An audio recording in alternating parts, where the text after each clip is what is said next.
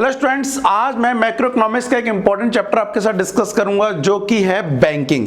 मुद्रा ऑलरेडी हम खत्म कर चुके हैं और उसी से लगा हुआ एक चैप्टर है बैंकिंग, जिसके अंदर हम डिस्कस करेंगे कि बैंक क्या होता है और ये किस तरह से काम करता है। साथ ही डिस्कस करेंगे जो बैंकिंग प्रोसेस है या जो बैंकों का पैसे कमाने का तरीका वो क्या है। तो चलिए शुरू करते हैं। मेरा नाम है रवि कश्यप और आप देख रहे हैं इकोनॉमिक्स की 95+ सीरीज।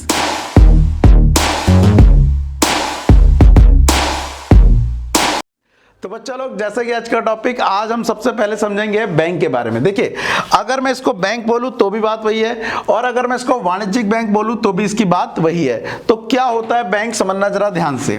देखो, अगर मैं बैंक के ऊपर बात करूं तो बैंक एक क्या है, संस्था है। क्या है? एक संस्था है जो लोगों की पैसे से रिलेटेड चीजों के लिए काम करती है। तो ये संस्था करती क्या है?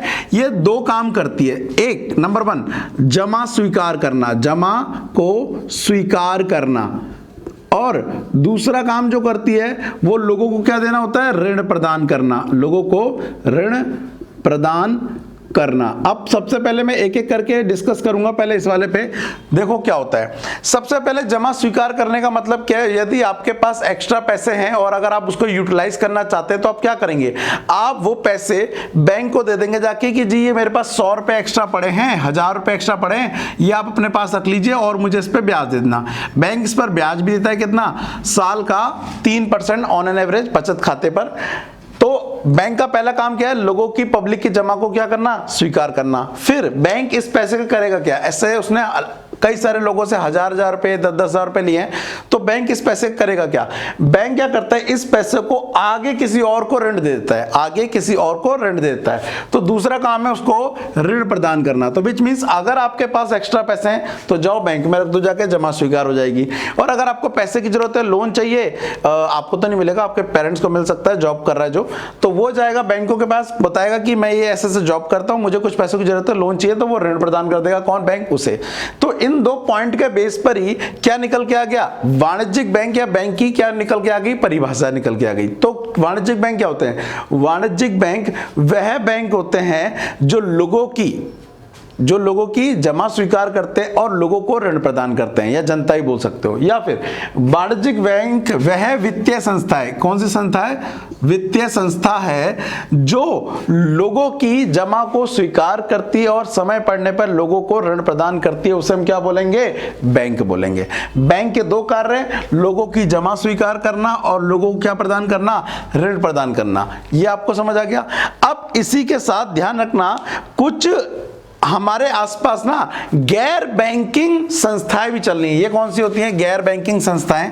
गैर बैंकिंग संस्थाएं, देखो इंग्लिश में तो इसे बोल देते हैं नॉन बैंकिंग फाइनेंशियल इंस्टीट्यूशन या कॉर्पोरेशन।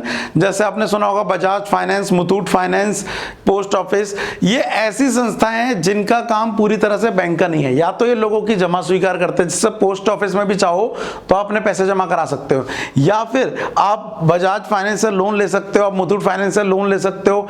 ये ऐसी कंपनियां हैं जो पैसे रिलेटेड काम कर रही है, लेकिन दोनों काम नहीं कर रही, कोई एक काम कर रही है।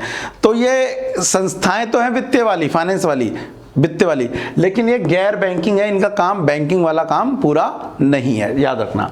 अब एक्चुअली में पेपर में क्या आता है? पेपर में आपको इसका एक अगर मैं बताऊं तो आपको पता होना चाहिए कि बैंक किस तरह से काम करते हैं, इसका काम करने का प्रोसीजर क्या होता है। तो आज ये डिस्कस कर लेते हैं कि बैंकिंग की प्रक्रिया क्या है, बैंक किस तरह से काम करता है। सबसे पहले मैं इसे मिटा देता हूं और बैंक का काम करने का तरीका बताता हूं। तो आपको समझा रहा हूं क्या मैं, बैंकिंग प्रणाली किस तरह से काम करती है, इसको जरा ध्यान से देखना प्रणाली को। सबसे पहले आप समझिए कि ये तो हमारे पास एक क्या है, बैंक है। इस बैंक का नाम आप कुछ भी रख दीजिए, कोई दिक्कत नहीं। अभी तो बैंक ही लिख देता हूं। ये हमारे पास क्या है? ये हमारे पास पब्लिक है, जनता, जिसके पास क्या है? पैसे हैं। ठीक है। यहां पर कौन है? यहां पर इन्वेस्टर है, या फिर कंपनियां हैं, फैक्ट्रियां। ठीक है। ये कौन है? इन्वेस्टर या फिर कंपनी। ठीक है, कंपनी पूरा लिख देता हूं यार। सबसे पहले क्या होता है बच्चा लोग, जरा ध्यान से समझना। ये लोग जनता होते हैं, इनके पास एक्स्ट्रा पैसे होते हैं, तो ये क्या कर देते हैं? अपने पैसे जमा करा देते हैं। कहां पर? बैंक में।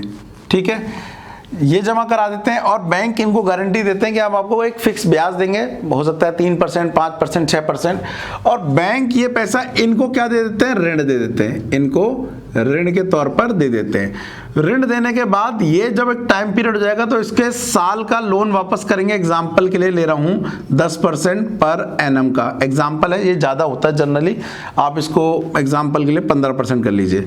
साल का ये 15% उनसे ब्याज लेंगे, उस 15% ब्याज में से ये इसको कितना दे देंगे, ये दे देंगे इनको 3% पर एनम का। ठीक है, अब आप देखिए 15% वहां से उन्होंने लिया, 3% यहां पे दिया, ये जो बचा कितना 12% बचा, ये 12% पर एनम लाभ होता है एक तरह से किसका, बैंकों का। तो बैंक इस तरह से क्या कमाते हैं, लाभ कमाते हैं। तो अब यहां पर एक बार देख लीजिएगा, यहां पर क्योंकि यहां पर वो लोन दे रहे हैं किसको, इसको, ठीक है, और यहां पर ये इनसे क्या ले रहे हैं, जमाएं स्वीकार कर रहे हैं। यही बैंकों का क्या है, मेन कार्य है। मैंने इस वाले में आपको ये तो बता दिया कि बैंक किस तरह से कार्य कर रहा है, लेकिन ये बैंक के दो तरह के कार्यों में से एक है। बैंक के दो तरह के कार्य होते हैं, एक होते हैं प्राथमिक कार्य और एक होते हैं गौण कार्य। गौण कार्य मतलब होता है सेकेंडरी, अन्य कार्य। तो प्राथमिक कार्य तो उसके दो ही है, क्या करना, लोगों की जमा स्वीकार करना, जमा स्वीकार, ठीक है, किसने करी, बैंक ने, और ऋण देना किसको दिया, इन्वेस्टर को या कंपनी को, ये इसका मेन काम हो गया। लेकिन इसके अलावा भी कई सारे बैंक काम करता है जो जिसमें बैंक की जरूरत पड़ती है। तो अगर अन्य कोई मान लो कोई प्रॉपर्टी बिकवाना है या किसी चीज के ऊपर जिम्मेदारी लेना है, किसी का एजेंट बनना है, किसी के लिए किसी की सिक्योरिटी बिकवानी है, तो कुछ ऐसा कोई भी काम करेगा तो सारे सेकेंडरी वर्क कहलाएंगे बैंक के, प्राइमरी फंक्शन यही कहलाएंगे। अब इसके बाद जब आप ध्यान रखना काम करेंगे तो जब जमा स्वीकार करने की बात करी तो जमाओं के प्रकार कितने होते हैं, जमाओं के प्रकार, ये याद रखिएगा, ये सबसे इंपॉर्टेंट है। मेरे हिसाब से जमाएं जो होती है वो 3-4 तरह की होती हैं, 1, 2, 3 और 4। सबसे पहली जमा होती है बचत जमाएं। बचत जमाएं देखो, जब आप अपना अकाउंट खुलवाओगे ना तो दो तरह के खाते होते हैं, एक होता है बचत खाता और एक होता है आपका चालू खाता। चालू खाता जनरली बिजनेस का खुलता है, लेकिन आप क्योंकि एक व्यक्ति हैं तो आपका खुलेगा बचत खाता। तो जितने भी आप बचत खाते में पैसे जमा करेंगे उसे बोलेंगे बचत जमा। इन पर जनरली जो ब्याज मिलता है वो साल का 3% पर एनम मिलता है। दूसरा होता है चालू खाता। चालू खाता, चालू खाता व्यवसाय का खुलता है ज्यादातर और इन पर कोई ब्याज नहीं मिलता है। हाँ, बचत खाता में और चालू खाते में अंतर यह है, बचत खाते वाले जो है वो कभी भी पैसे नहीं निकाल सकते, साल महीने में 3 या 4 बार निकाल सकते हैं, लेकिन क्योंकि इनका व्यवसाय है तो चालू खाते वाले बिजनेस से कितना ही पैसा कभी भी कितनी बार निकाल सकते हैं, ऐसा भी देखने को मिलता है।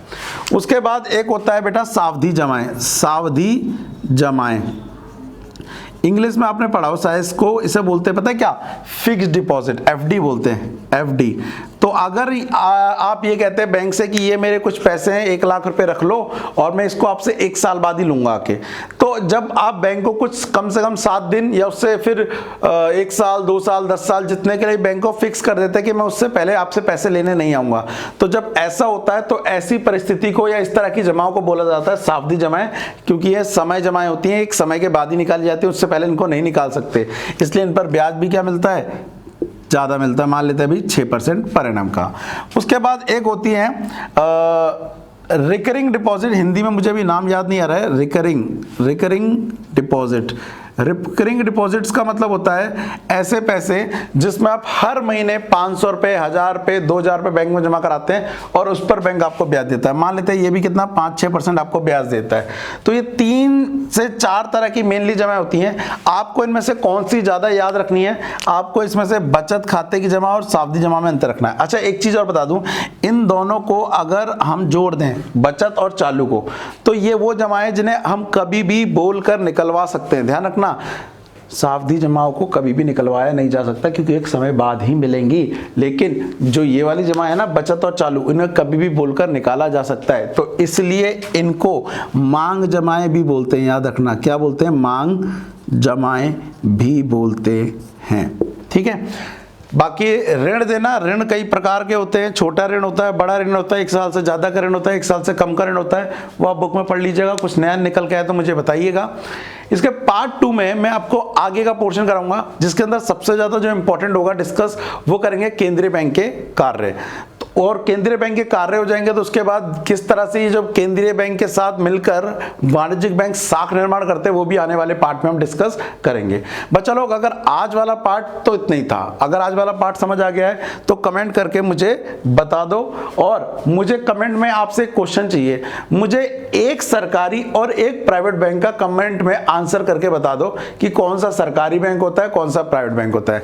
बैंक ऑलरेडी मैंने बता दिया था, लेकिन मैंने एग्जाम्पल लेना भूल गया, वो आप मुझे बताइए कि सर ये एक सरकारी बैंक और एक प्राइवेट बैंक।